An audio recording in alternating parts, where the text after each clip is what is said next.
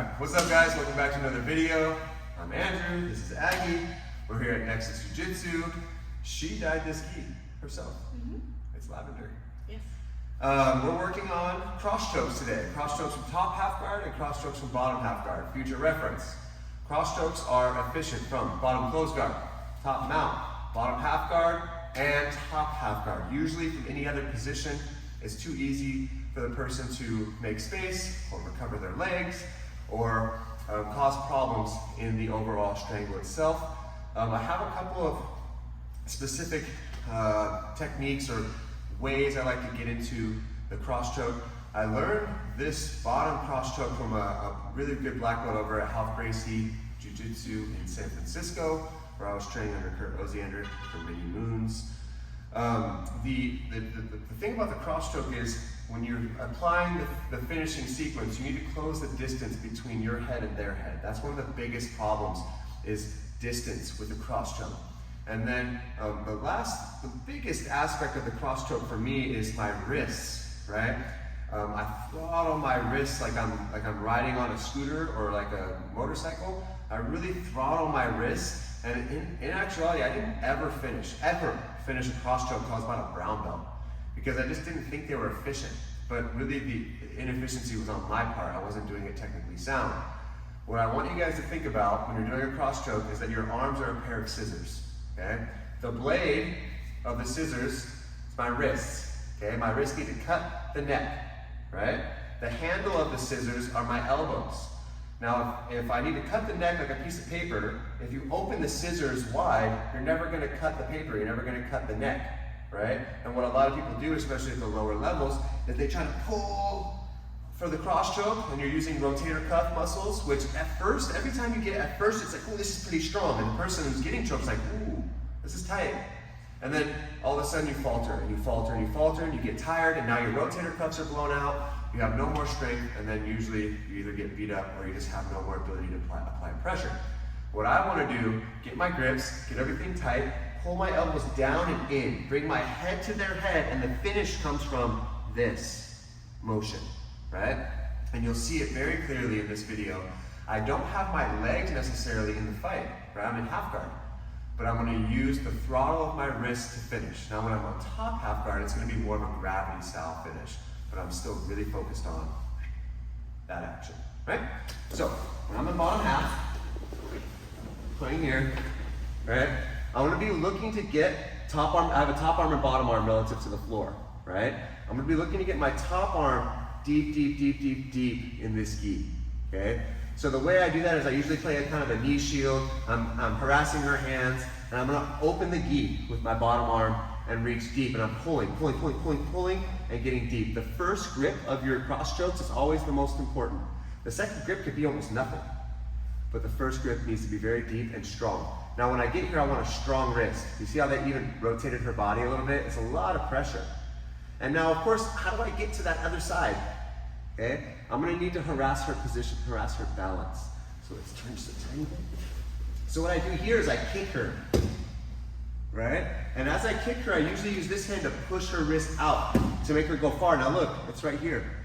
I don't need to grab the collar with this secondary hand. I just grab this wrinkle. See that tension wrinkle? I just grab right there. That's all I need, okay?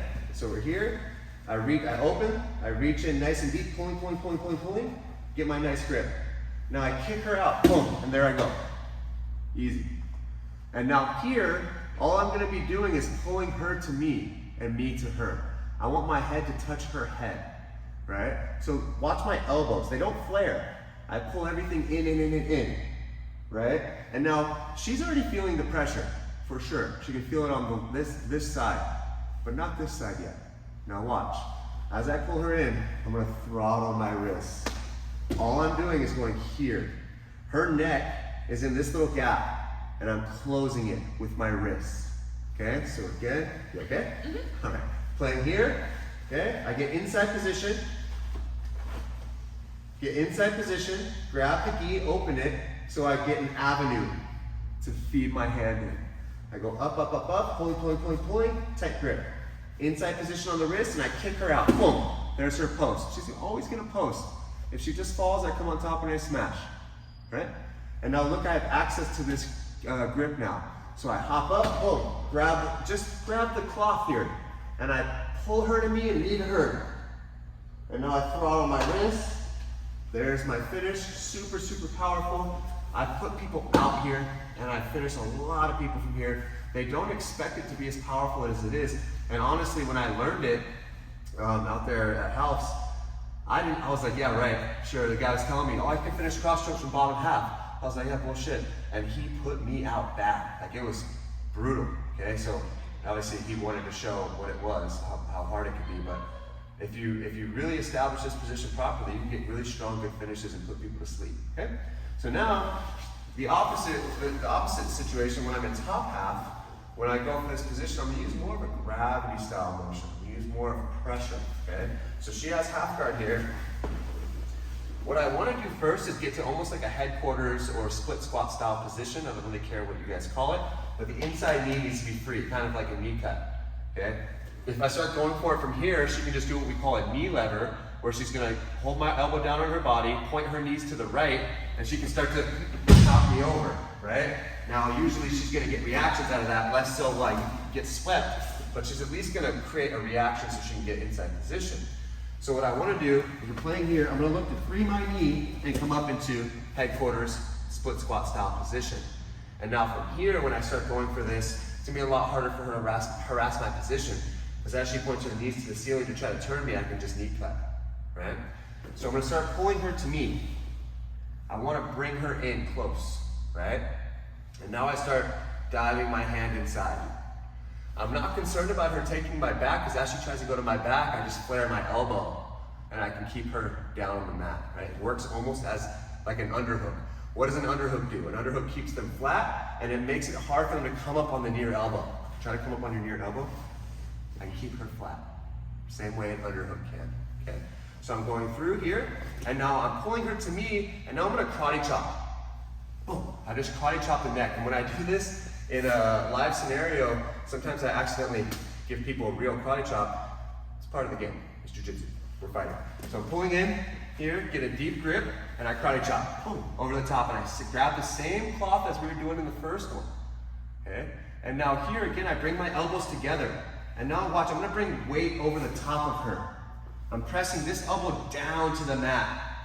And I'm gonna pull my left elbow up towards the ceiling as I throttle my wrist.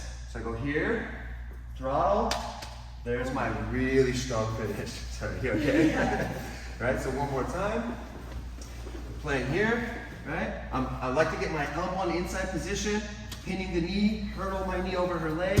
She's probably gonna keep this hooked in. We're playing here. I'm gonna pull her in. I need her close to me. And I get this arm deep. Wow. Karate chop. Boom. There's the material. I bring my knee down, bringing weight over the top of her head. If her chin is tucked, I use this to move the chin out of the way.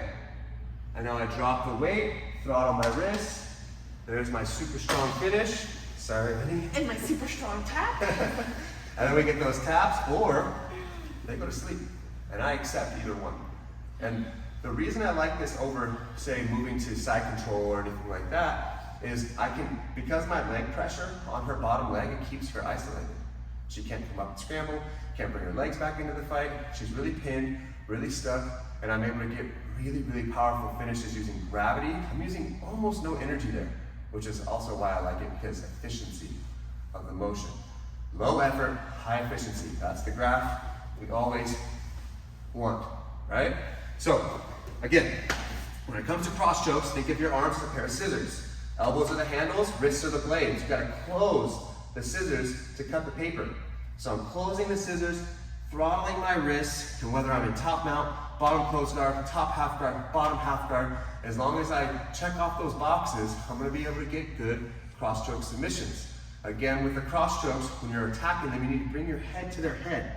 Separation on the cross choke is going to make it almost impossible to finish unless you're like 50 pounds heavier or several levels better, right? Which is not really the goal. That's going to still be high effort, low efficiency, which is not how I like to play my jiu-jitsu, okay? Yeah, so and again, this is Aggie. I'm Andrew. We're over here at Nexus Jiu-Jitsu in Folsom. If you like the video, give it a thumbs up. If you haven't subscribed, click the subscribe button. And if you have any questions or comments, or if you want to see anything in the future, type it down below and I will get to it as soon as possible. Os